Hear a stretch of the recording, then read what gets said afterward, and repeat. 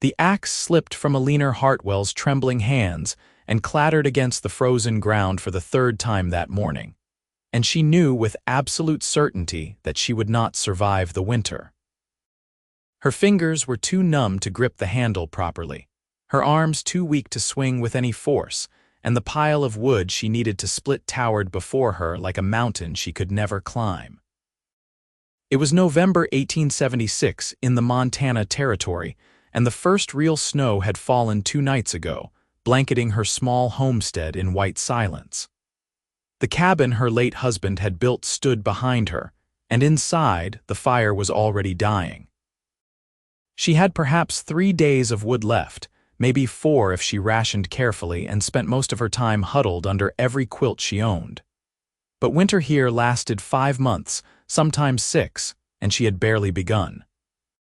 Eleanor bent to retrieve the axe, her back protesting with a sharp pain that made her gasp. She had been sick with fever for most of October, laid up in bed while the autumn days slipped away, and though the fever had broken, it had left her hollowed out, weak as a newborn calf. At 23 years old, she should have been strong, should have been capable, but her body felt ancient and used up. Thomas had always handled the wood. Thomas had handled everything that required real strength. And now Thomas was 6 months in the ground, kicked in the head by a spooked horse and dead before sunset, leaving her alone on this isolated piece of land 15 miles from the nearest town. She raised the axe again, aimed for the log she had positioned on the chopping block, and brought the blade down with all the force she could muster. It bounced off the wood harmlessly, the impact jarring her shoulders, and she felt hot tears spring to her eyes. She would not cry. She had shed enough tears to fill a well, and crying never chopped wood or kept a fire burning. She lifted the axe again, her arms shaking with the effort. "Ma'am, you are going to hurt yourself doing that." Eleanor spun around so quickly she nearly fell, clutching the axe handle like a weapon. A man sat on a horse not 20 feet away, and she had not heard him approach over the sound of her own labored breathing and the wind in the pines. He was tall in the saddle, broad-shouldered, wearing a heavy coat and a wide-brimmed hat pulled low against the cold. His horse was a sturdy bay, and behind it he led a pack mule loaded with supplies. "I did not mean to startle you," the man said, raising one gloved hand in a peaceful gesture. "I called out twice, but I do not think you heard me." Eleanor's heart hammered in her chest. She was alone, isolated, and this stranger could be anyone, could want anything. "You are on private property," she said, trying to keep her voice steady. "I will thank you to state your business or move along." The man dismounted, moving slowly, and she got a better look at him. He was perhaps 28 or 30, with dark hair that curled slightly at his collar and a face weathered by sun and wind. His eyes were a startling blue, even at this distance, and they held no threat that she could see, only concern. "My name is James Caulfield," he said. "I am passing through on my way to Fort Benton. I saw your smoke yesterday from the Ridge Trail and thought I might stop to see if you needed anything. This is remote country for anyone to be living alone." "I am managing fine," Eleanor said, lifting her chin. She did not lower the axe. James Caulfield looked pointedly at the unsplit wood, at her trembling arms, at the pitiful pile of kindling beside the cabin. "With respect, ma'am, it does not look that way." He took a step closer, and she tightened her grip on the axe handle. He stopped immediately. "I mean you no harm. I give you my word, but winter is coming on hard and you do not have near enough wood to see you through. If you are out here alone, you will freeze before Christmas." "That is not your concern," Eleanor said, but her voice wavered. She was so tired, so desperately tired. "Maybe not," James agreed.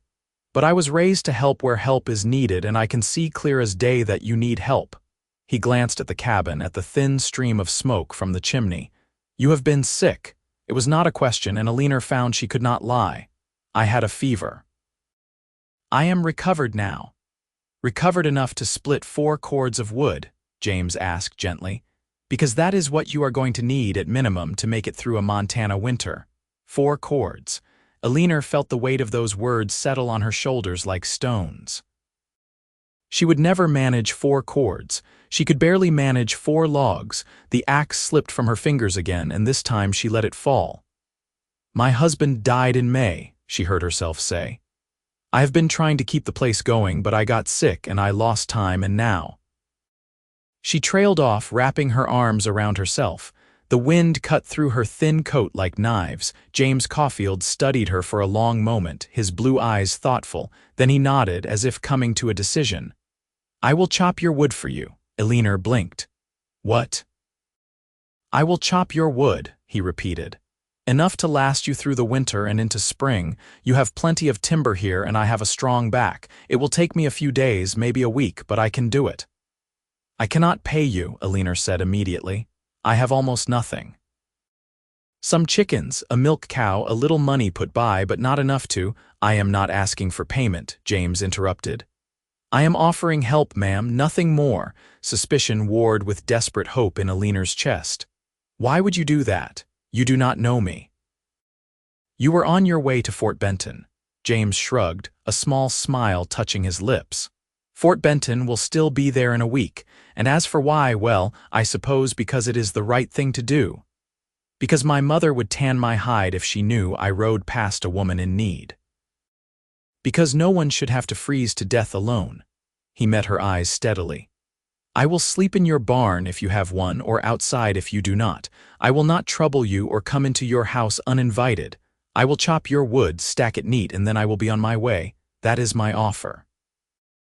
Eleanor wanted to refuse, wanted to cling to her pride and her independence and send this stranger away. But she was not a fool, and she knew the truth when it stared her in the face. She needed help. She needed this help or she would die. It was that simple. "I have a barn," she said quietly. "It is not much, but it is dry and out of the wind. There is hay for your animals." James Caulfield's smile widened, and it changed his whole face, made him look younger, less worn. "That will do just fine, ma'am. Now, why do not you go inside and tend that fire? You are shaking with cold." "I will get started here." Eleanor hesitated, then nodded. As she turned toward the cabin, she heard the solid thunk of the axe biting into wood, a sound so reassuring it nearly brought fresh tears to her eyes. She paused on the porch and looked back. James had removed his coat despite the cold and was working in his shirt sleeves, splitting logs with an easy, practiced rhythm that made her own attempts look like a child playing at work. Inside, the cabin was indeed cold. The fire burned down to embers. Eleanor fed it carefully, adding kindling and then larger pieces, nursing it back to life. As warmth began to spread through the single room, she sank into the rocking chair Thomas had made and listened to the steady, rhythmic sound of splitting wood. It continued without pause, a promise being kept, and for the first time in months, Eleanor felt something that might have been hope. By the time the sun was high overhead, James had split more wood than Eleanor could have managed in a week.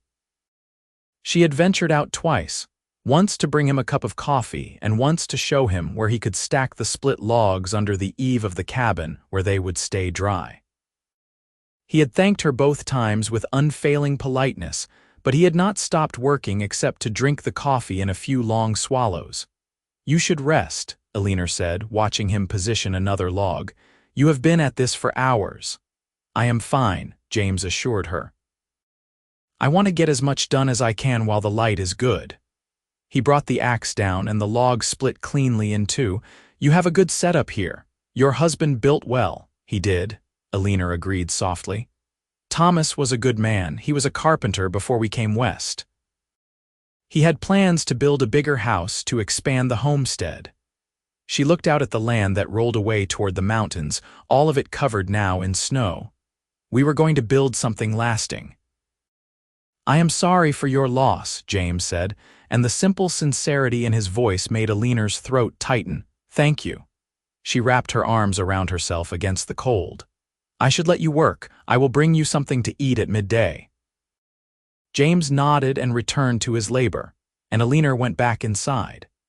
She busied herself with making a simple stew from dried beef and vegetables from her root cellar, trying not to think about how strange it was to have another person here, to hear sounds of activity outside her walls. She had been alone for so long that she had almost forgotten what it was like to share space with another human being. When the stew was ready, she ladled 2 bowls full and carried them outside. James had stacked an impressive amount of wood and was taking a moment to wipe the sweat from his face despite the cold. Eleanor handed him a bowl and a spoon, and he accepted it with a grateful nod. "This smells wonderful," he said. "I have been living on jerky and hardtack for 2 weeks." They ate in companionable silence, standing in the yard with the winter wind swirling around them. Eleanor found herself stealing glances at this man who had appeared out of nowhere to save her life, because that was what he was doing, whether he would put it in those terms or not. He had a strong profile, a straight nose, a firm jaw shadowed with stubble. His hands wrapped around the bowl were scarred and calloused, the hands of a man who worked hard and did not shy from difficulty. "Where are you from?" Eleanor asked, surprising herself. "Originally, I mean." "Missouri," James said. "A little farm outside of Independence. I left 5 years ago, been moving around ever since. Worked cattle drives, hired on at ranches, did some prospecting, some scouting. I have seen a fair bit of the West. And now you are going to Fort Benton." "There is work there, or so I have heard. A ranch outfit looking for men to help with winter feeding and fence mending." He scraped the last of the stew from his bowl. "Steady work, steady pay. I am getting a bit old to be drifting." "You are not old," Eleanor said, then felt her cheeks heat. "I mean you cannot be much past 30. 29, James said with a smile, "but some days I feel twice that." He handed her back the bowl. "Thank you for the meal, ma'am. It was the best thing I have eaten in a long while." "My name is Eleanor," she said. "Eleanor Hartwell." "You have been chopping my wood all morning. I think you can use my given name." "Eleanor," James repeated, and the way he said it carefully, as if testing the shape of it, made something flutter in her chest. "That is a pretty name." "It was my grandmother's," Eleanor said, then felt foolish for adding that detail. "I should let you get back to work." She retreated to the cabin, her cheeks still warm, and spent the afternoon mending clothes and trying not to think about the man outside. But it was impossible not to be aware of him, not to hear the steady rhythm of his work, not to feel the strange comfort of knowing she was not alone. As the sun began to set, painting the snow orange and gold, James finally stopped. Eleanor watched from the window as he surveyed the wood he had split and stacked, a quantity that would have taken her weeks to achieve. He rolled his shoulders, stretched his back, and then led his horse and mule into the barn. Eleanor dished up more stew, sliced bread, and set the table for 2 without thinking about it. When James knocked on the door, polite as a Sunday caller, she invited him in and gestured to the table. "You do not have to feed me," James said, but his eyes lingered on the food. "Sit down," Eleanor said. "You have earned a hot meal." James did not argue further. He removed his hat and took the chair across from her, and they ate together as darkness fell outside and the fire crackled warm in the hearth. It felt almost normal, almost like the life Eleanor had lost, and the ache of that was both painful and sweet. "Tell me about Missouri," Eleanor said, wanting to hear his voice, wanting to push back the silence that would return when he left. "What was it like?" James talked about green hills and humid summers, about his parents' farm and his 3 younger sisters, about learning to ride before he could properly walk and helping his father with the harvest every autumn. He talked easily, his voice low and pleasant, and Eleanor found herself relaxing in a way she had not in months. "What about you?" James asked. "Where did you come from?" "Ohio," Eleanor said. "A little town called Marietta. My father was a merchant. I met Thomas when he came through looking for supplies. He was already planning to head west to claim land under the Homestead Act. He had such dreams, such plans." She smiled sadly. "He convinced me those dreams could be mine too, and I suppose I let myself be convinced because I wanted something more than a merchant's daughter life in a little town where nothing ever changed." "Do you regret it?" James asked gently. Eleanor considered the question. "No," she said finally. "I loved Thomas. I loved him truly. And this land, as hard as it is, as lonely as it can be, there is a kind of freedom here I never would have known in Ohio. I just wish we had more time. We were only married 2 years. That is not near enough, James agreed. They fell quiet and Eleanor collected the dishes, carrying them to the basin. When she turned back, James was standing, hat in hand. "Thank you for the meal," he said. "I will be up at first light to continue tomorrow." "James," Eleanor said, and he paused at the door. "Thank you for all of this. I do not know how I can ever repay you." "No repayment needed," James said firmly. "Sleep well, Eleanor." He let himself out into the cold night, and Eleanor stood alone in her cabin, listening to his footsteps cross the yard to the barn. The fire burned warm, and outside, a neat stack of split would promise survival. She touched her hand to her chest, feeling her heart beat steady and strong, and wondered at the strange turn her life had taken. The days that followed fell into a pattern. James rose with the sun and worked until dark, splitting wood with a tireless determination that awed Eleanor. She cooked for him, brought him coffee and water, and gradually, as her strength returned with regular meals and the relief of knowing she would not freeze, she began to help in small ways. She carried split wood to the stack, cleared snow from the work area, and sorted the logs by size. They talked while they worked, sharing stories of their lives, their dreams, their losses. Eleanor learned that James had left Missouri after his father died, unable to bear the grief in his mother's eyes and needing to escape the weight of memories.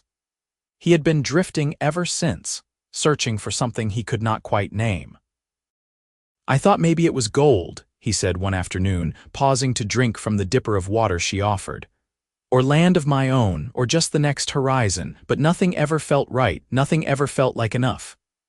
"And now?" Eleanor asked. James looked at her, his blue eyes serious. "Now I think maybe I was looking in the wrong places." Eleanor's breath caught, but before she could respond, James turned back to his work and the moment passed. Yet something had shifted between them, a recognition growing, a pull that neither of them had acknowledged aloud but both felt with increasing certainty. On the 5th day, a storm rolled in from the north, bringing heavy snow and winds that howled around the cabin like living things. Eleanor woke to find the world gone white, the barn barely visible through the blowing snow. She dressed quickly and went to the door, peering out into the maelstrom. James would be freezing in the barn, even with hay and blankets. She pulled on Thomas's old coat, wrapped a scarf around her face, and fought her way across the yard. The barn door resisted, blocked by drifted snow, but she managed to wrench it open and stumble inside. The relief from the wind was immediate. "James?" she called. He appeared from one of the stalls, already dressed, his breath fogging in the frigid air. "Eleanor, what are you doing out in this?" "I came to check on you," she said. "This storm is bad, you should come to the cabin." "I am fine here," James said, but even as he spoke, a violent gust shook the barn walls and snow sifted down from gaps in the roof. "You are not fine," Eleanor said firmly. "You will freeze. The cabin is warm and there is room. Please, James, let me do this for you." He hesitated, clearly torn between propriety and practicality. Another gust decided him. "All right," he agreed. "Let me tend the animals first." Together they made sure the horse, mule, and Eleanor's cow had food and water. Then James grabbed his saddlebags and followed Eleanor back across the yard. The wind nearly knocked them both down twice, and by the time they reached the cabin, they were covered in snow and gasping with cold. Inside, the warmth was shocking. Eleanor barred the door against the storm and turned to find James standing in the middle of her small home, looking uncertain. He was dusted with snow like a figure in a child's story, and his lips were tinged blue. "Get close to the fire," Eleanor ordered, already moving to add more wood. "You need to warm up." James obeyed, holding his hands out to the flames. Eleanor hung up the coats and scarves, then put coffee on to heat. Outside, the storm raged, but inside, the cabin felt like a small island of safety and warmth. "It could last a day or two," James said, listening to the wind. "These early winter storms can be fierce." Then you will stay until it passes, Eleanor said. She poured coffee and pressed a cup into his hands. I insist, James smiled, his eyes crinkling at the corners. I will not argue with you. They spent that day in the cabin together, and Eleanor discovered what it was like to truly share space with James Caulfield. He was easy company, comfortable with silence but ready with conversation when she wanted it. He helped her with small tasks, fixing a loose board in the floor and rehinging a cabinet door that had been hanging crooked since summer. She cooked, and they ate together, and as the short winter day faded to darkness, Eleanor lit candles and they sat by the fire. Tell me something you have never told anyone, Eleanor said, surprising herself with the boldness of the question. James looked at her, the firelight dancing in his eyes. That is a dangerous question. Maybe, Eleanor agreed, but we are trapped in a cabin by a blizzard. What else are we going to do? He laughed, a rich, warm sound that filled the small space. All right, something I have never told anyone. He was quiet for a moment, thinking. I can read Latin, my mother taught me. She was educated at a convent school before she married my father, and she wanted her children to know there was more to the world than farm work. She taught me Latin and Greek, poetry and philosophy. I used to read Virgil by candlelight while my father and sisters slept. Eleanor stared at him. You are a cowboy who reads Virgil, James corrected. It has been years since I had a book in my hands, but yes, once upon a time I could quote you half the Aeneid from memory. That is remarkable, Eleanor said softly. I would never have guessed. Most people would not, James agreed. It does not exactly come up when you are branding cattle or riding fence lines. He turned the question back on her. What about you? What have you never told anyone? Eleanor pulled her knees up to her chest, wrapping her arms around them. I was afraid to come west, she admitted. Thomas was so excited, so full of plans and dreams, and I smiled and agreed and packed my things, but inside I was terrified. I had never been more than 20 miles from home. The journey took months, and every day I wanted to beg him to turn back. But I loved him and I could not bear to disappoint him, so I stayed quiet. And once you got here, James asked. Once we got here, I fell in love with it, Eleanor said. Not right away, but gradually. The space, the sky, the silence. The feeling that we were building something from nothing. It was hard, harder than anything I had ever done, but it was ours. She looked at James. I am still afraid, though, every day, of failing, of losing everything, of being alone. You are not alone, James said quietly. Not anymore. Their eyes met, and the air between them seemed to shimmer with possibility. Eleanor felt her heart begin to race, felt the awareness of how close they were sitting, how the storm had pressed them together in this small space. She saw the same awareness in James's eyes, saw him leaning forward almost imperceptibly. The wind shrieked, and somewhere outside there was a crash, loud enough to make them both jump. James was on his feet in an instant, moving to the window. I cannot see anything, he said. But that sounded like it came from the barn. They waited tense, listening for more sounds of damage, but there was only the endless howl of the wind. Eventually, James returned to his seat by the fire and the moment had passed. But something remained, humming between them like a plucked string, and Eleanor knew that whatever was growing here was not going to be easily dismissed. The storm lasted 2 full days. By the time it blew itself out, the world was transformed, buried under 3 feet of fresh snow that glittered blindingly in the returning sun. James and Eleanor ventured out to find that a section of the barn roof had partially collapsed under the weight of snow, though thankfully the animals were unharmed. I can fix that, James said, studying the damage. It will take a day, maybe 2, but I can patch it well enough to last the winter. You have already done so much, Eleanor protested. And I will do a bit more, James said firmly. I am not leaving you with a broken barn, Eleanor, so he stayed. He repaired the barn, finished splitting the last of the wood, and stacked it all neatly under the cabin's eaves. Eleanor's supply of firewood, which had been nearly non-existent a week ago, now looked like it could last 2 winters, let alone one. Every time she looked at it, she felt overwhelmed with gratitude and something else, something deeper and more complicated. On what should have been James's last night, Eleanor cooked the best meal she could manage with her limited supplies. Roasted chicken from one of her hens, potatoes and carrots from the root cellar, bread fresh from the oven. She even opened a jar of preserves she had been saving, bright red strawberry jam that Thomas had loved. They ate slowly, drawing out the meal, neither of them speaking the truth that hung heavy in the air. When the dishes were cleared and the table wiped clean, James stood and reached for his coat. "I will head out at first light," he said. "The weather looks clear and I have already imposed on your hospitality for too long."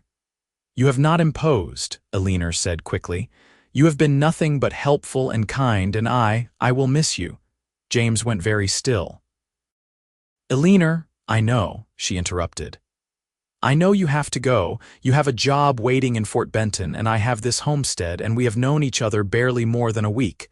I know all of that, but it does not change the fact that I will miss you." James crossed the space between them in 2 long strides. He took her hands in his calloused palms warm against her cold fingers. "What if I did not go?" he asked, his voice rough. "What if I stayed?" Eleanor's heart leaped, but she forced herself to think clearly. "You would give up that job. That steady work you said you were looking for." "There are other jobs," James said, "but there is only one you." He raised one hand to cup her face, his thumb brushing her cheekbone with heartbreaking gentleness. "I have been drifting for 5 years, Eleanor. 5 years of wandering and searching and never finding what I was looking for. And then I met you, and suddenly everything makes sense. Suddenly I understand what I have been missing." "James," Eleanor whispered, hardly daring to believe what she was hearing. "I know it is fast," James said. "I know we have not known each other long, but out here you learn to recognize true things when you find them, and this is true. What I feel for you is true." Eleanor felt tears slip down her cheeks, but they were not tears of sadness. "I feel it too," she admitted, "from almost the first moment. I kept telling myself I was being foolish, that I was just grateful for your help, but it is more than that. It has always been more than that." James smiled, that beautiful smile that transformed his face, and then he was kissing her. His lips were warm and soft and tasted faintly of coffee, and Eleanor melted into him, her hands coming up to grip his shirt. The kiss was gentle at first, tentative, and then it deepened, becoming something urgent and claiming. When they finally broke apart, both breathing hard, Eleanor felt dizzy with joy. "Stay," she said. "Please stay." "I will stay," James promised, "for as long as you will have me." He stayed that night, sleeping on the floor by the fire like he had during the storm, because they both agreed that some proprieties should be observed. But when Eleanor woke in the morning, she found him already up, making coffee and humming under his breath, and it felt so natural, so right, that she wondered how her cabin had ever felt like home without him in it. The weeks that followed were a revelation. James stayed, and together they settled into the rhythms of winter life. He hunted and brought home deer and rabbits to supplement their stores. He made repairs to the cabin and barn, fixing things Eleanor had not even realized needed fixing. He taught her how to split wood properly, standing behind her and guiding her arms through the motion, and if they sometimes got distracted and the wood went unsplit, well, they were only human. They talked for hours, learning each other. Eleanor discovered that James had a sly sense of humor and a gift for carving, producing beautiful little figures from scraps of wood during the long evenings. James learned that Eleanor had a lovely singing voice and that she could calculate sums in her head faster than most people could with paper and pencil. They fit together, complementing each other's strengths and weaknesses, and every day Eleanor fell more deeply in love. In mid-December, James rode into town, making the 15-mile journey through the snow to buy supplies. He came back with flour and sugar, coffee and salt, and a small package wrapped in brown paper that he would not let Eleanor see. "It is a surprise," he said, holding it out of her reach with a grin. "You will have to wait until Christmas." Eleanor had not even thought about Christmas. Last year, she and Thomas had celebrated with a simple meal and quiet prayers.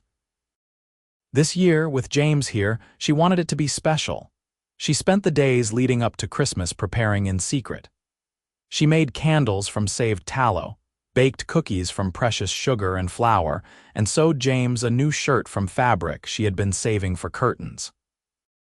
On Christmas Eve, she decorated the cabin with pine boughs and berries, filling the small space with the scent of winter forest. James contributed too. He disappeared into the barn for hours at a time and emerged on Christmas morning with a beautiful rocking chair, carved and sanded smooth, sized perfectly for Eleanor. "I noticed yours was getting rickety," he said, looking almost shy as he presented it. "I thought you could use a new one." Eleanor ran her hands over the smooth wood, her eyes filling with tears. "It is beautiful, James. This must have taken you weeks." "I have had time in the evenings," he said. "I wanted you to have something that would last, something you could pass down someday." She gave him the shirt, and he put it on immediately, modeling it with exaggerated pride that made her laugh. Then he handed her the brown paper package. Inside was a book. Not just any book, but a beautiful leather-bound volume of poetry with gilded edges and fine paper. Eleanor opened it reverently and read the title page, "The Complete Poems of John Keats." "James," she breathed, "this must have cost a fortune." "You said once that you loved poetry," James said, "that your mother used to read to you. I wanted you to have something beautiful, something that would remind you there is more to life than just surviving winter." Eleanor set the book aside carefully and threw her arms around his neck. "Thank you," she whispered. "Thank you for this, for everything. For staying, for being here, for making me feel alive again."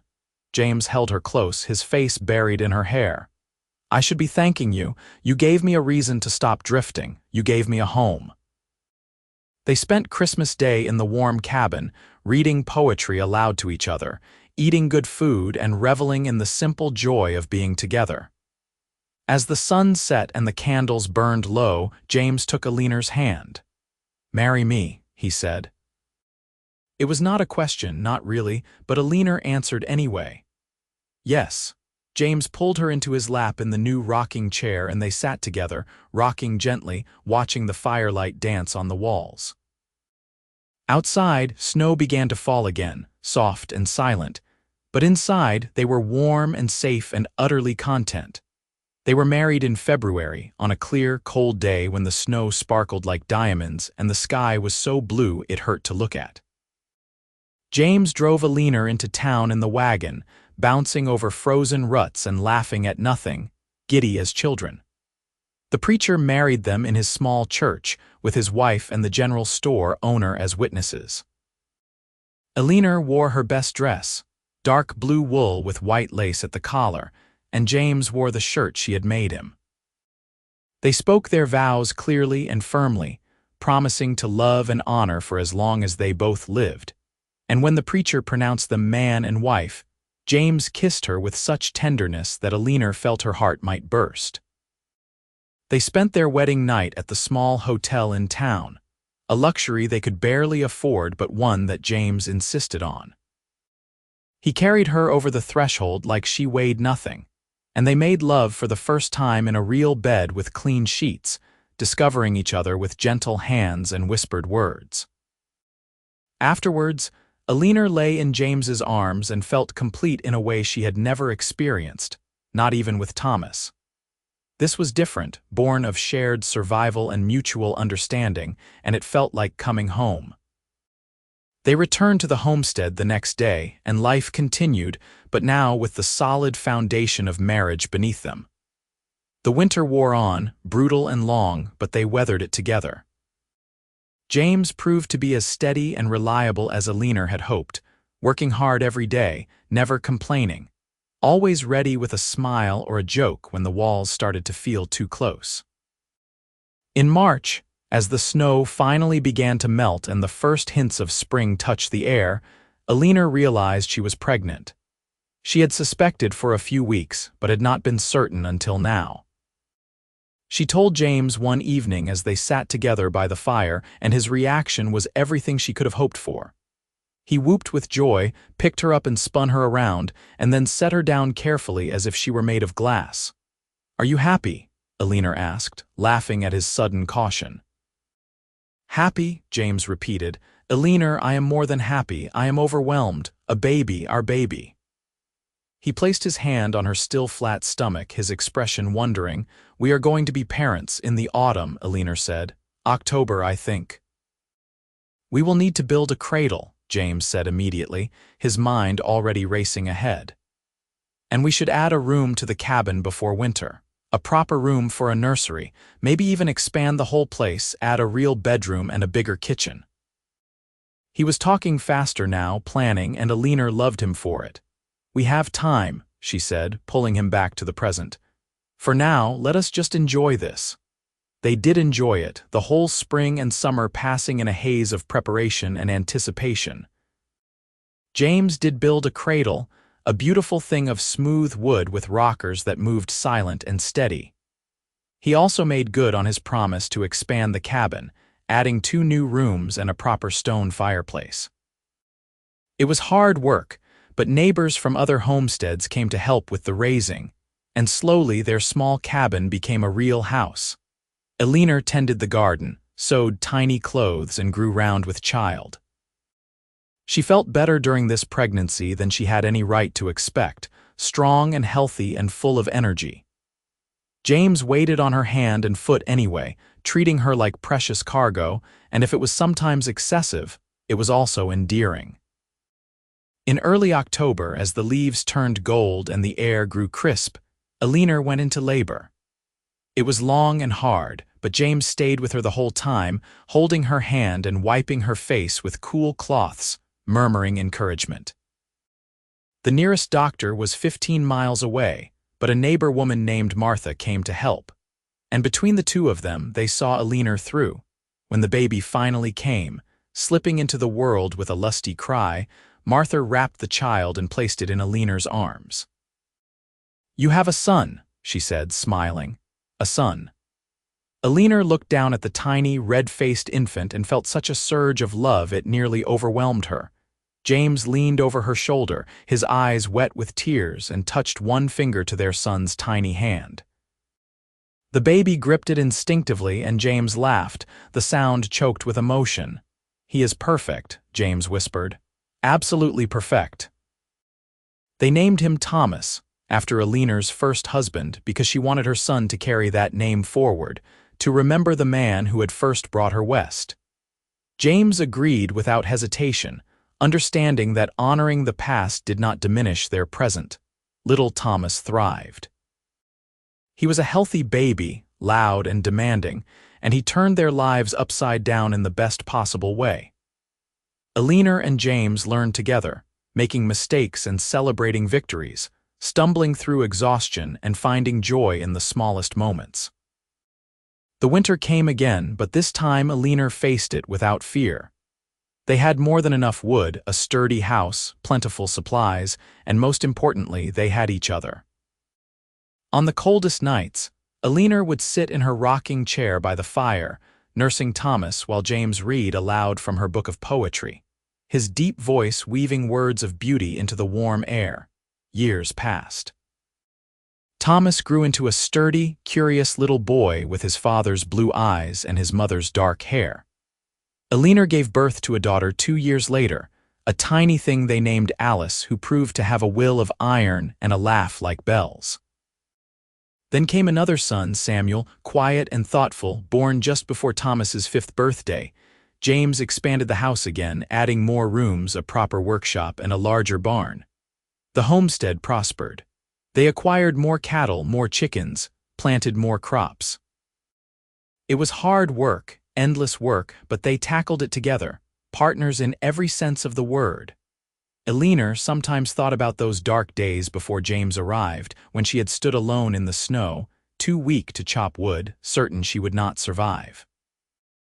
It felt like another lifetime, like something that had happened to a different person. That frightened, grieving woman had been transformed by love and partnership into someone strong, someone capable of weathering any storm. On their 10th wedding anniversary, James surprised her with a trip. He arranged for the children to stay with their nearest neighbors, the Robinsons, and drove Eleanor to the same small town where they had been married.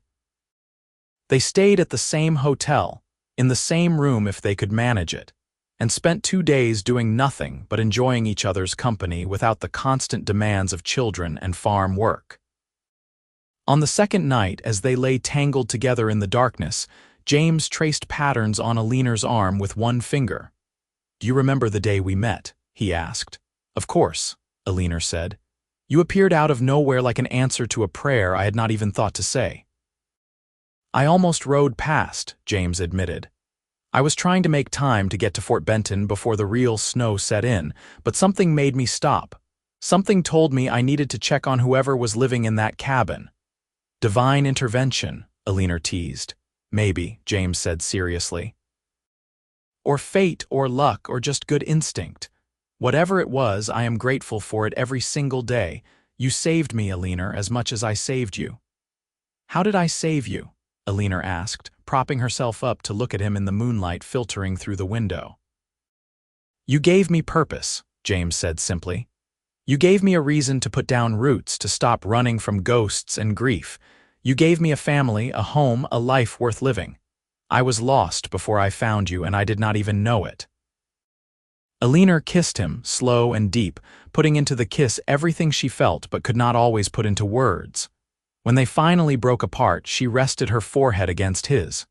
"We saved each other," she said, "and we will keep saving each other every day for the rest of our lives." "That is a promise I can keep," James murmured, and pulled her close. They returned to the homestead and their children, slipping back into the rhythms of daily life. But something had been reinforced during those 2 days away, a reminder that beneath the endless work and responsibility, they were still James and Eleanor, two people who had found each other against impossible odds and built something beautiful. More years passed. The children grew. Thomas became a skilled horseman and dreamed of breeding cattle. Alice surprised everyone by showing a talent for numbers and an interest in running the financial side of the homestead. Samuel, true to his quiet nature, spent hours reading every book they could acquire and talked of becoming a teacher. James's hair began to gray at the temples, and Eleanor found lines around her eyes when she looked in the mirror, but they wore their age with pride. It was evidence of lives well lived, of challenges met and overcome. When Thomas was 15, a hard spring storm brought flooding that threatened to wash away their lower pasture. The whole family worked together, building berms and digging channels, fighting the rising water for 3 days straight. They saved the pasture and the cattle, but it was a near thing. Afterwards, exhausted and mud-covered, they stood together surveying their work. Thomas, who was nearly as tall as his father now, clapped James on the shoulder. "We did it," he said, grinning. "We did," James agreed. "Because we worked together. That is what family does. We stand together against whatever comes." Eleanor, watching her husband and son, felt her heart swell with pride and love. This was what she and James had built. Not just a homestead, not just a house, but a family bound by love and strengthened by adversity. The girl she had been, afraid and alone in the snow, could never have imagined this future. But here it was, real and solid and more beautiful than any dream. The years continued their march. Alice married a young man from town, a banker's son who saw past her unconventional education and loved her for her sharp mind. She moved into town but visited often, and Eleanor delighted in watching her daughter navigate marriage with confidence and grace. Samuel did become a teacher, taking a position at the school in town and boarding with Alice and her husband during the week. Thomas stayed on the homestead, working beside James, learning everything his father could teach him about the land and the animals. When he turned 23, he married a girl named Catherine from a neighboring ranch, and James began building yet another addition to the house for the young couple. "We are going to end up with a mansion at this rate," Eleanor joked, watching the construction. "Nothing wrong with a big house," James said, hammering a nail with practiced ease. Means we have a big family, and that is something to be proud of. Catherine proved to be a good match for Thomas, hardworking and practical with a kind heart and a ready laugh. She and Eleanor became close, working together in the kitchen and garden, and Eleanor found unexpected joy in having another woman around to talk to after so many years surrounded by males. When Eleanor was 48 and James 54, they became grandparents. Alice gave birth to twin girls, and the whole family descended on town to meet them. Eleanor held those tiny babies and felt the circle of life continue, seeing in their small faces echoes of her own children, of James, of herself. "We are grandparents," James said wonderingly, holding one of the twins with the same nervous care he had shown with his own babies. "When did we get old enough to be grandparents? We are not old," Eleanor said firmly. "We are experienced." James laughed and kissed her temple. "Experienced." "I like that." More grandchildren followed. Catherine and Thomas had a son, then another daughter. Samuel married a teacher like himself, and they had 3 children in quick succession. The homestead rang with the sounds of children again during visits, and Eleanor found that grandchildren were perhaps even sweeter than children of your own because you could spoil them and then send them home. On a summer evening when Eleanor was 56, she and James sat on the porch they had built onto the front of the house years ago, watching the sun set behind the mountains. Their children were all settled, their grandchildren healthy and thriving, and the homestead was more prosperous than it had ever been. "Do you ever think about that first winter?" Eleanor asked, rocking gently in the chair James had made her so many years ago. She still used it, though it was worn smooth now from decades of use. "Sometimes," James admitted. "I think about how close I came to riding past, how different both our lives would be if I had." "I would have died," Eleanor said simply. It was not morbid, just fact. "I would have frozen to death in that cabin, alone and forgotten." "Do not," James said sharply, reaching for her hand. "Do not think about that." "I am not dwelling on it," Eleanor assured him. "I am just acknowledging how much I have to be grateful for. You saved my life, James. And then you gave me a life worth living." James brought her hand to his lips and kissed it. "We built it together," he said. "Everything we have, everything we are, we did it together." They sat in comfortable silence as the stars began to emerge one by one in the darkening sky. Somewhere in the house behind them, they could hear Thomas and Catherine talking, the murmur of voices that meant home and family. In the barn, the animals were settling for the night.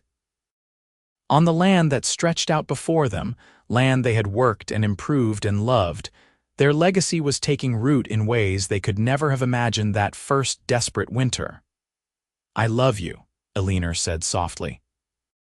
"I have loved you since the day you started splitting that wood, even though I did not know it yet." "I love you too," James replied. "Every day more than the day before. You are the best thing that ever happened to me, Eleanor Caulfield." Eleanor smiled at the sound of her married name, still a small thrill even after all these years. She leaned her head on James's shoulder, and they watched the night come on together, 2 people who had found each other in the wilderness and built a love that would outlast them both. The years moved forward because years always do, but the love remained constant. When James turned 60, he finally admitted that the heavy work was getting harder, and Thomas took over more of the physical labor. But James stayed active, working in his shop, teaching his grandchildren to carve, riding out to check fence lines even when everyone told him he should rest. Eleanor, too, slowed down but never stopped. She kept her garden, taught her granddaughters to cook and sew, and maintained the household accounts with the same sharp mind she had always possessed. Her hair turned white, and her hands grew gnarled with arthritis, but her spirit remained strong. They celebrated their 40th wedding anniversary surrounded by children, grandchildren, neighbors, and friends. The house could barely contain everyone, and the party spilled out into the yard, long tables laden with food, children running and shrieking in the summer evening, adults talking and laughing. As the sun set, Thomas called for quiet and raised his glass in a toast. To my parents, he said, his voice carrying in the sudden silence. Two people who showed us all what love looks like, what partnership looks like, what family looks like. They started with nothing but determination in each other, and they built all of this. He gestured at the homestead, at the assembled crowd. We are all here because they found each other, because they chose each other, because they loved each other enough to weather every storm, to Ma and Pa. To Ma and Pa, everyone echoed, raising glasses and cups, and Eleanor felt tears stream down her face. James wrapped his arm around her and pulled her close, and she could feel that he was crying too. Later, when the party had wound down and most of the guests had left, Eleanor and James walked out to the spot where the old woodpile had been, the place where they had first really met. There was a new shed there now, storage for equipment, but they could both remember how it had been that November morning so long ago. You were shaking so hard you could barely hold the axe, James said, smiling at the memory. And you were so sure of yourself, riding up and offering to help a stranger, Eleanor replied. I thought you might be dangerous. I thought about refusing. Thank God you did not, James said fervently. Thank God you stopped, Eleanor countered. They stood together, his arm around her waist, her head on his shoulder, and looked at everything they had built. The house, large and sturdy, glowing with lamplight. The barn, well-maintained and full of healthy animals. The fields, productive and well-tended. The family, gathered inside, their voices a warm murmur of love and belonging. We did all right, did we not? James asked softly. We did better than all right, Eleanor said. We did magnificently. As they stood there in the gathering darkness, Eleanor remembered a poem from the book James had given her that first Christmas, lines from Keats that had always resonated with her. Love is my religion, I could die for it. She had not died for love, but she had lived for it, and that, she thought, was perhaps even better. They walked back to the house hand in hand, their steps slower than they once were but no less certain. Inside, their family waited, their legacy made of love and sacrifice and determination. Children and grandchildren who would carry forward the story of the woman who was too weak to chop wood and the cowboy who had stacked enough to last her through spring, and in doing so, had sparked a love that would last generations. Eleanor Caulfield fell asleep that night in her husband's arms, as she had done for 40 years, and dreamed of wood smoke and winter, of a tall man on a horse appearing like salvation, of the moment her life had truly begun. She woke with the sun, as she always did, and lay for a moment listening to James breathe beside her, steady and strong. Good morning, James murmured, his eyes still closed but a smile on his lips. Good morning, Eleanor replied and kissed him. Another day was beginning, another day of the life they had built together. There would be work to do, meals to cook, problems to solve. There would be joy and frustration, laughter and worry, all the complicated beauty of a life well lived. But for this moment, in the quiet of early morning, there was only the two of them. James and Eleanor, the cowboy and the widow, two people who had found each other when they needed each other most and had chosen, every day since, to keep finding each other again. The sun rose over the Montana mountains, painting the sky in shades of gold and pink, and the homestead came to life around them. Children stirred, animals called for their breakfast, the day demanded attention. Eleanor rose from bed, James following, and together they faced whatever the day would bring, just as they had faced every day for 40 years, just as they would face every day they had left together. The story of Eleanor and James Caulfield became something of a legend in the Montana Territory, passed down through generations. Their children told the story to their children, who told it to theirs, each retelling, polishing it into something bright and enduring. The woman too weak to chop wood. The cowboy who stopped to help. The love that grew from kindness and bloomed into something extraordinary. When James passed away in his sleep at the age of 78, peacefully and without pain, Eleanor grieved, but she did not break. She had loved him with everything she had, and that love had been returned in full measure. She had been blessed with 54 years by his side, Years filled with laughter and challenges, growth and change, and above all, unwavering partnership. She lived another 7 years, surrounded by family, still sharp-minded and quick-witted even as her body failed. On quiet evenings, she would sit in the rocking chair James had made her and remember. She remembered Ohio and her journey west. She remembered Thomas and their 2 short years together. But mostly, she remembered James. James splitting wood in the snow. James reading Virgil by the fireplace. James holding their babies, teaching their children, delighting in their grandchildren. James beside her in bed every night for 54 years, his presence as natural and necessary as breathing. When Eleanor died, peacefully in her sleep like her husband before her, she was surrounded by 3 generations of family. They buried her beside James on a hill overlooking the homestead, under a sky so blue and vast, it seemed to stretch into eternity. Her children and grandchildren and great-grandchildren stood together and remembered a woman of strength and grace, a woman who had survived loss and hardship and built something beautiful from the ashes. But more than that, they remembered a love story. They remembered that love can appear when you least expect it, that kindness can change everything, that 2 people willing to work together can weather any storm. They remembered that sometimes salvation comes in the form of a stranger on a horse, offering to chop wood for a woman too weak to do it herself. And they remembered that the best love stories do not end with a kiss or a wedding. They continue, day after day, year after year, through hardship and joy, through loss and gain, building something that lasts long after the lovers themselves are gone. The homestead still stands, now worked by Thomas and Catherine's great-grandchildren. The rocking chair James made is carefully preserved, a family treasure. The book of poetry, its pages worn soft from decades of reading, sits on a shelf of honor. And on summer evenings when the work is done and the family gathers on the porch, someone always tells the story. She was too weak to chop wood for winter. The cowboy stacked enough to last her through spring, and in doing so he gave her everything: love, partnership, family, legacy. A life beyond anything she could have imagined on that cold November morning when she stood alone and afraid, certain she would not survive. But she did survive.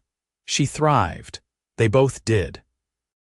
Together, they built something that would last forever, a love story as vast and enduring as the Montana sky, as solid and dependable as the mountains themselves. A love story that began with an act of simple kindness and grew into something magnificent. And that, their descendants say, passing the story to the next generation is the best kind of love story of all. Not the easy kind where everything falls into place without effort, but the real kind built on mutual respect and hard work and the daily choice to stand together. The kind of love that lasts, the kind of love that matters, the kind of love that changes the world one stack of firewood at a time.